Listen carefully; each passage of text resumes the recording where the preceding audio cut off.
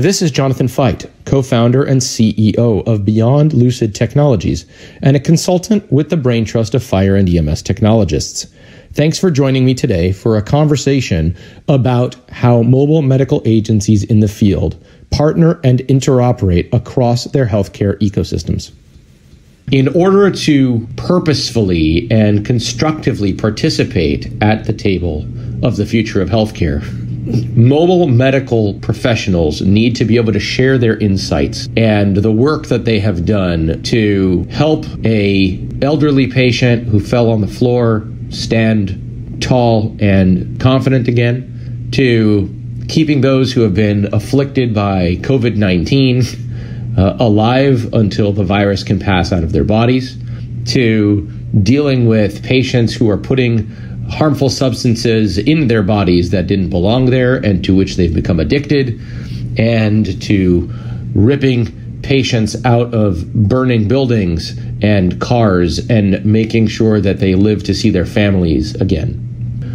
Within the mobile medical technology business, I have developed something of a reputation, not as a clinician, because I'm not one, but rather as a technologist, a data geek, and a business person.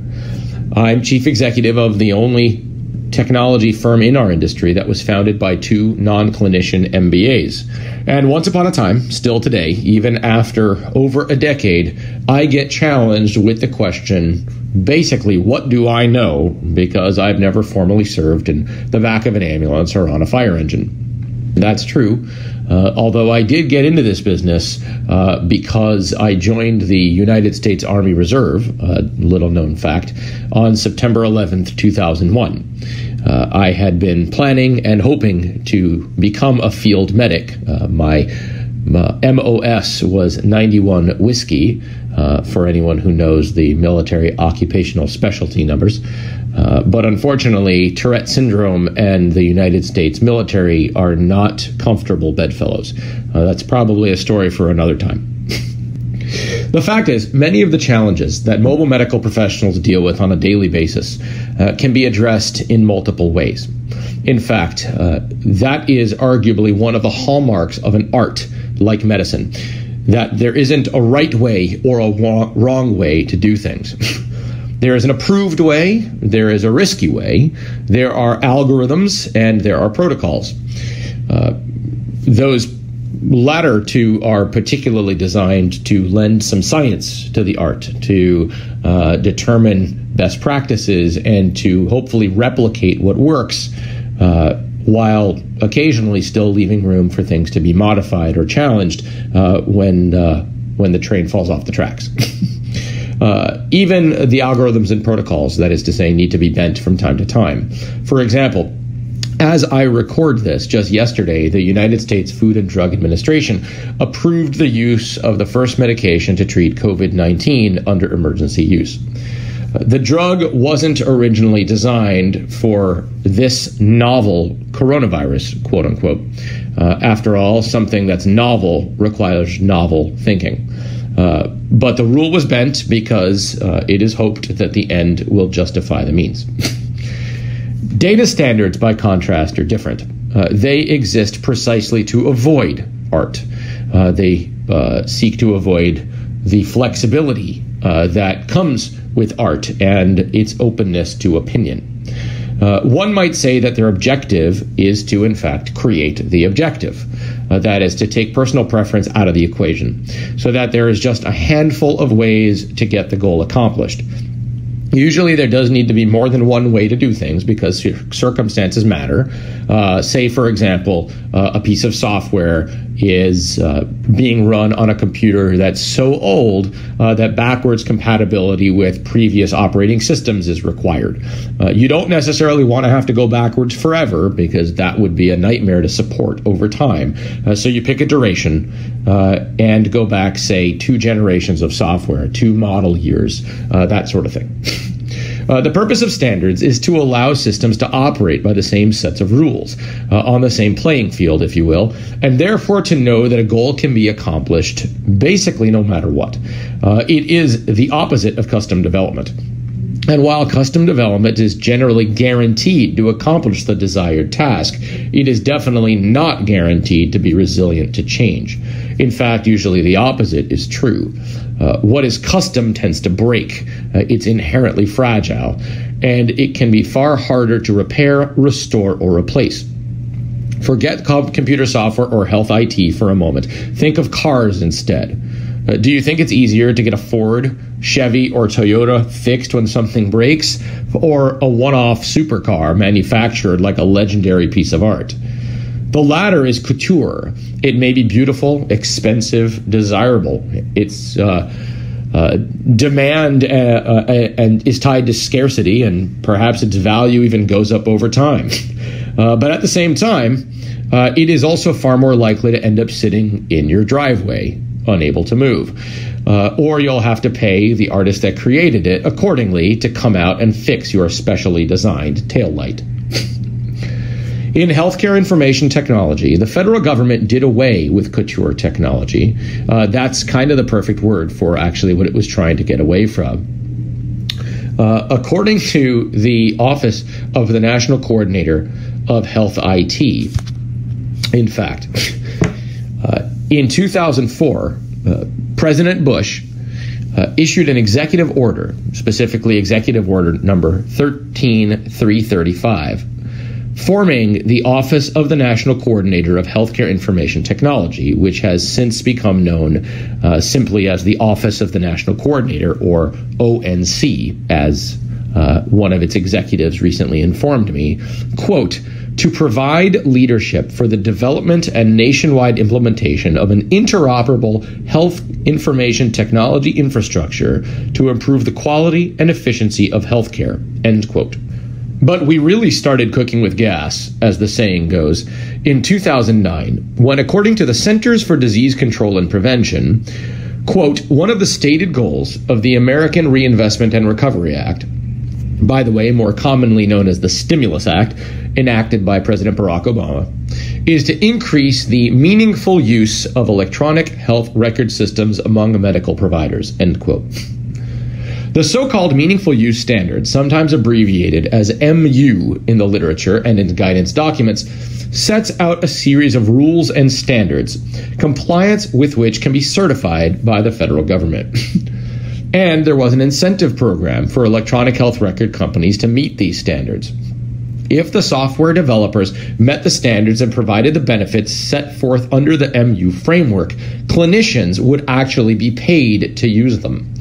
These so-called incentive payments were the growth hormone that really exploded companies like Epic, Cerner, Meditech, and Athena Health. But mobile medicine providers didn't have access to these incentives because meaningful use, a product of the Office of the National Coordinator of Health IT, or ONC, applies to clinical practices housed under the purview of the United States Department of Health and Human Services. Mobile medicine doesn't sit there. Our industry sits in the Department of Transportation for reasons that go back many moons and are beyond the scope of this discussion today. On the one hand, a lack of meaningful use requirements makes it easier for software developers because MU is a strong framework that puts a burden on technology.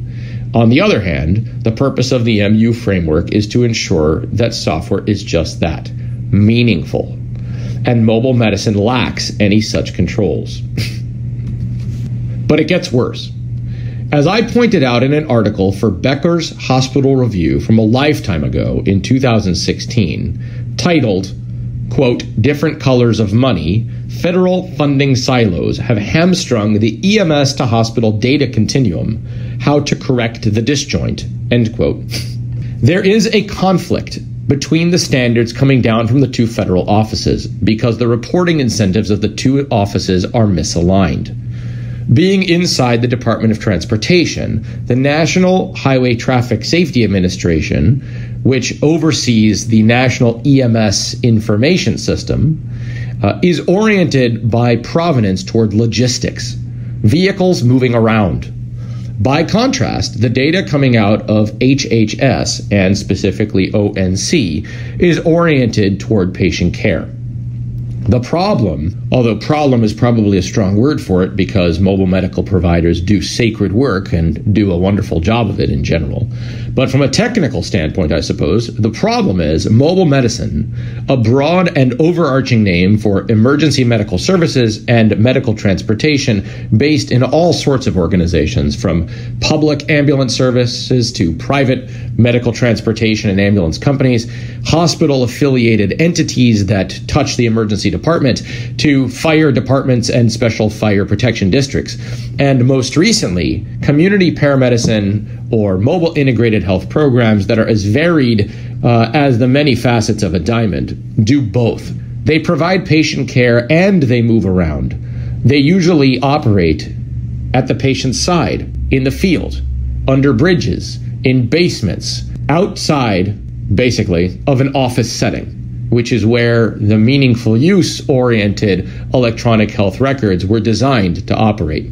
Therefore, we run into a problem, a conflict, or, depending on your feelings on the matter, like mine, a slow-moving train wreck. And this was actually foreshadowed, perhaps ironically, in the classic 1997 Jodie Foster movie, Contact. Namely, what is the first rule of government contracting? Answer: why build one when you can have two at twice the price? So let's talk about those standards in a bit of gory detail.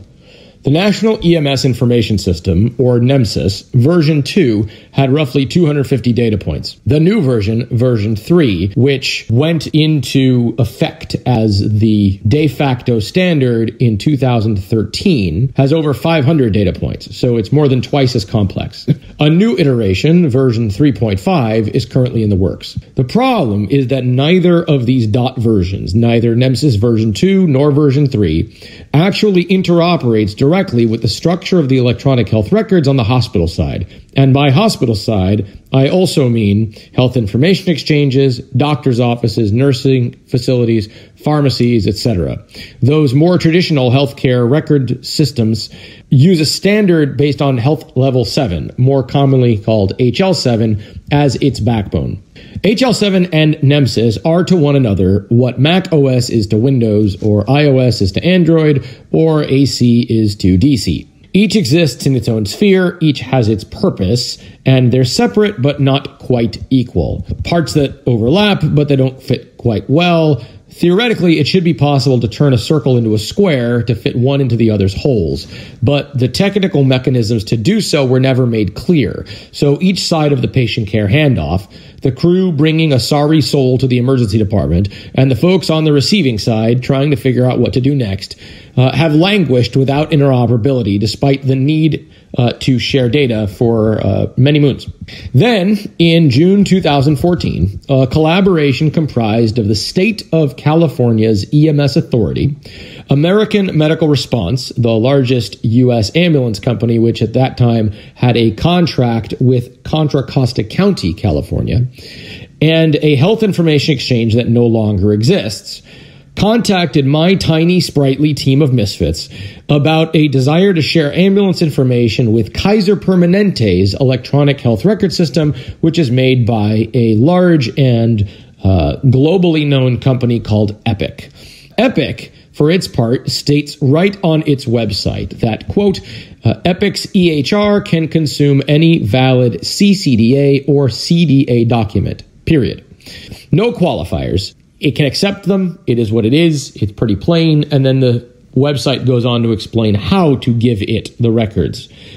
Meaningful use includes provisions regarding standards for data sharing using HL7, and those provisions focus on a basket of variants known collectively as the Clinical Document Architecture, or CDA, that the Epic language was referring to. The CDA comprises several different types of documents that serve slightly different purposes, and each version has its pro and con in terms of flexibility, the ability to carry along attachments, etc. But as long as a document is fundamentally a CDA, one of the recognized, federally recognized types, Epic and other meaningful use certified EHRs should be able to consume the document and extract its data. By the way, the CCDA stands for the Consolidated Clinical Document Architecture, a more modern version of the CDA that is nevertheless part of the same suite of HL7-based solutions. Now, according to the Health Information Exchange's president and CTO had come to my team about helping to affect interoperability in Contra Costa County, quote, KP, that is Kaiser Permanente, wanted to receive a standard CDA based on the HL7 approved CDA format. But AMR, American Medical Response, that large ambulance service, presently only supports version 2.2, end quote. Now, although AMR is now on version 3, that ultimately wouldn't matter, as we're going to discuss in a second. The state of California, this HIE executive told me, was, quote, very skeptical that a competent conversion could be established to move data into the approved CDA format coming from a V2.2 database, end quote. Why is that? Why should it be so difficult to translate the EMS data set into a consumable document on the receiving hospital side? Now, it turns out, when handing data from the pre-hospital arena to the in-hospital arena, important holes result due to the separate nature of each data set's origin. And ultimately, what we're going to talk about in the next few minutes here is what happens when trying to give back data after the hospital visit. So, in other words, you've got data coming into the hospital that has holes in the data set that need to be filled, and then you need to try to give back a fuller, more robust document into a smaller hose, which has holes in different places. So basically, what you're trying to do is give back data afterwards so that EMS can close the loop on what happened to its patient and what needs to happen next, because so often when the patient leaves a hospital, they ultimately will end up coming back to the hospital again using another ambulance trip.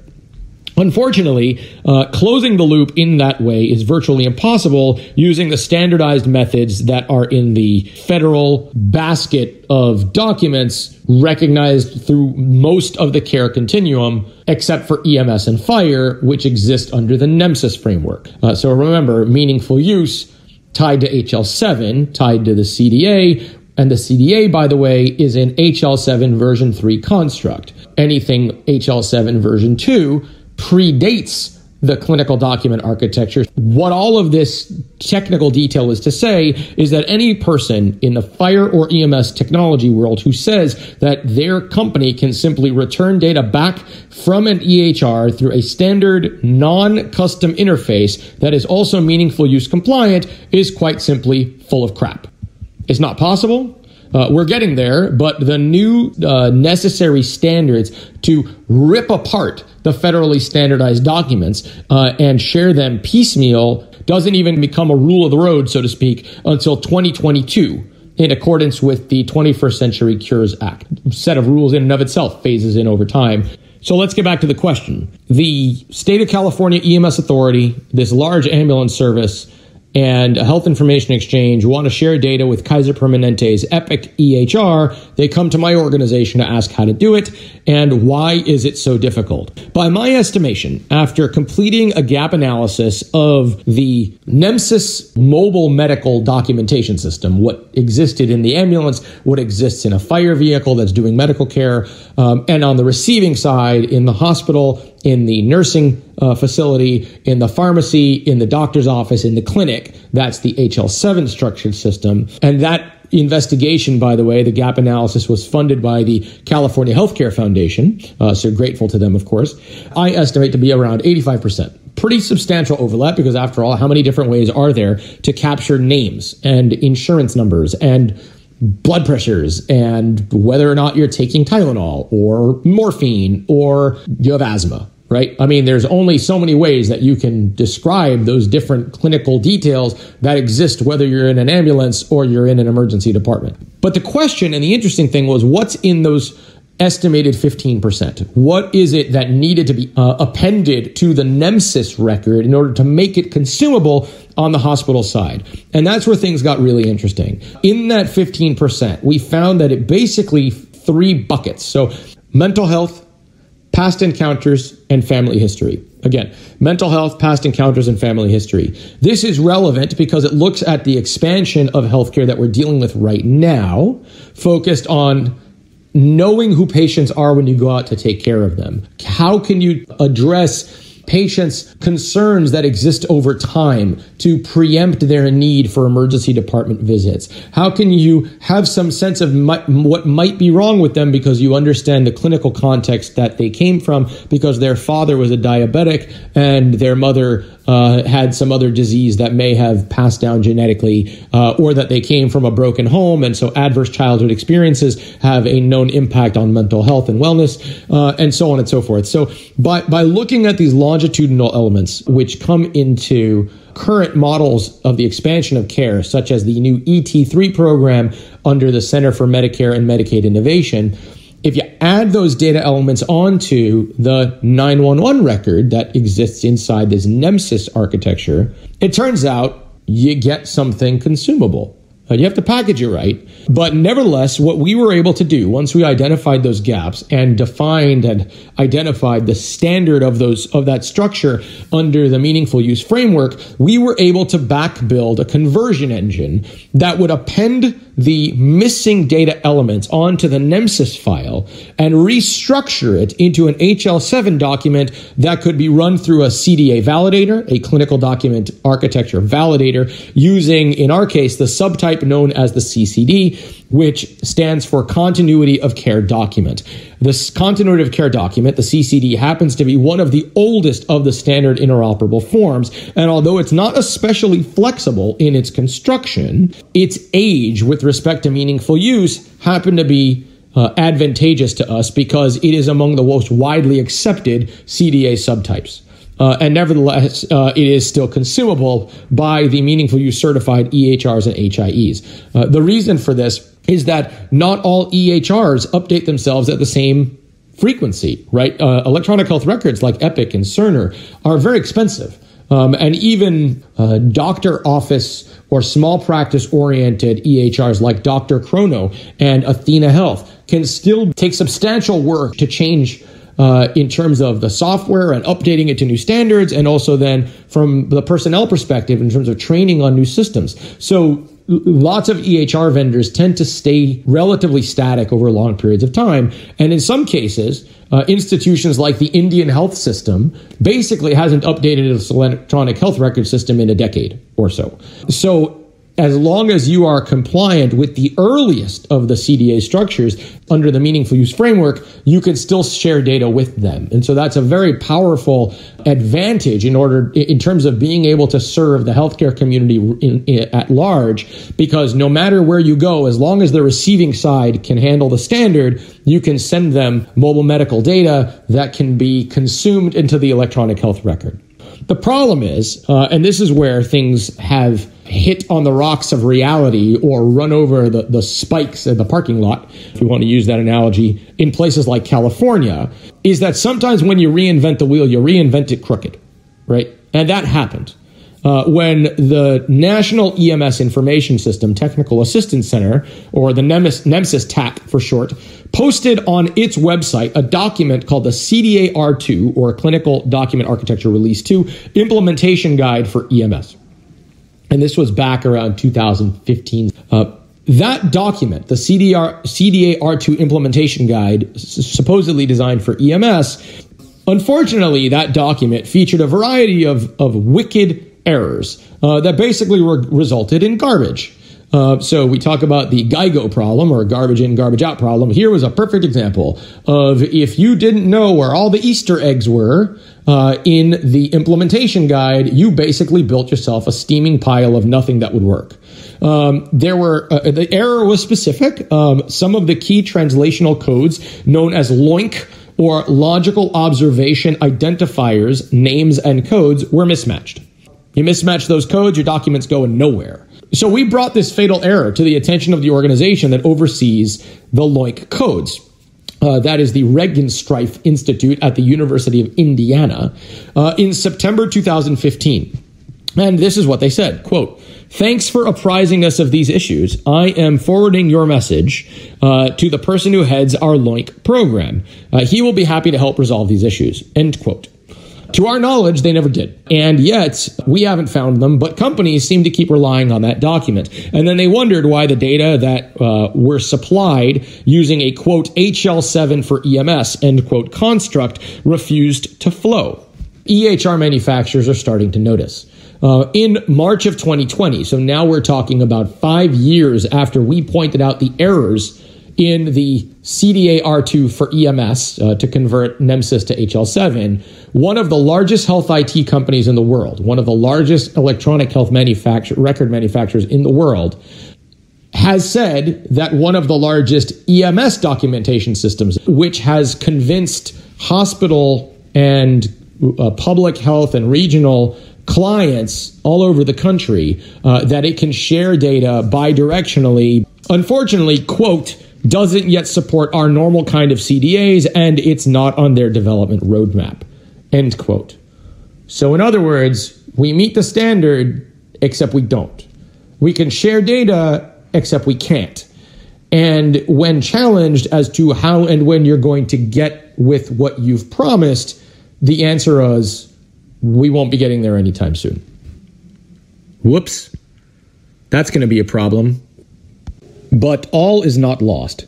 With COVID-19 in the back of our minds, let's end on a positive note, because I'm one of those folks who post pictures of my kids on Instagram and Facebook with the hashtag #QuarantineSilverlining. After all, if I'm not on the road, and though I love being on the road, in a plane, meeting users where they are and learning how my team can innovate to make their lives better and their jobs safer, if I have to be grounded, shall we say, then at least I get to enjoy more time with my kids. Hashtag #QuarantineSilverlining. So I've been quasi-plagiarizing people far smarter than I am when I've called COVID a catalyst. For a number of months now, people have been pointing out that in healthcare technology especially, from telemedicine and remote monitoring to the computational biology and genetic engineering being used to build vaccines at frankly whiplashing speed, COVID has shaved off maybe a decade or more of what would otherwise have been gradual adoption, maybe kicking and screaming by the rest of the healthcare ecosystem. Likewise, when it's come to interoperability with other parts of the continuum. COVID-19 has given hospitals a reason to need to connect with mobile medical agencies in a way that they simply haven't realized before. They've needed to, but they just didn't realize it. Consider facilities like Kaiser Permanente, which are obsessed with efficiency. And yet, throughout California, going back to what we talked about, in 2014, there were moves afoot to try to get EMS data into Kaiser Permanente's emergency departments, and still they're entirely paper-based across California. Some of the largest hospitals in the country are still calling right now by phone every transport agency that has delivered a patient who ultimately got a COVID-19 test in order to provide the results over the phone. But some of the smallest hospitals are doing the same thing. And unlike those big hospitals, they don't have the ability to hire extra hands. So we have been seeing hospitals' bullshit meters fly off the charts. No longer can they suffer bobbing heads of salespeople simply saying, sure, we can do that. Instead, those facilities, the ecosystems in which they work, the public health services that they partner with, and the mobile medical agencies, fire, EMS, community paramedicine, and otherwise that are transporting those patients are demanding accountability for promises that technologists are making. And they are on the hunt for solutions that actually work. The hospitals need to know who is coming in the door so that they can better prepare. And mobile medical professionals need to be able to give them information that they're asking for, because this is their moment. For better or worse, when mobile medical providers are on the cover of Time magazine and on NBC Nightly News over and over again, and are finally receiving kudos for what they have done all along, but now they're doing it in front of the world, and so obviously putting themselves at risk in the process, healthcare leaders across the United States are saying, maybe you folks know things that we need to know. And that means, and this is exciting to me, that technology that's been waiting, it's been working, but from a productivity perspective, it's been largely waiting in the shadows for so long, is finally going to have a moment to shine. Thank you so very much for your interest in mobile medical interoperability with the rest of the healthcare system. Please don't hesitate to reach out if I can answer any questions, and thank you for all you do.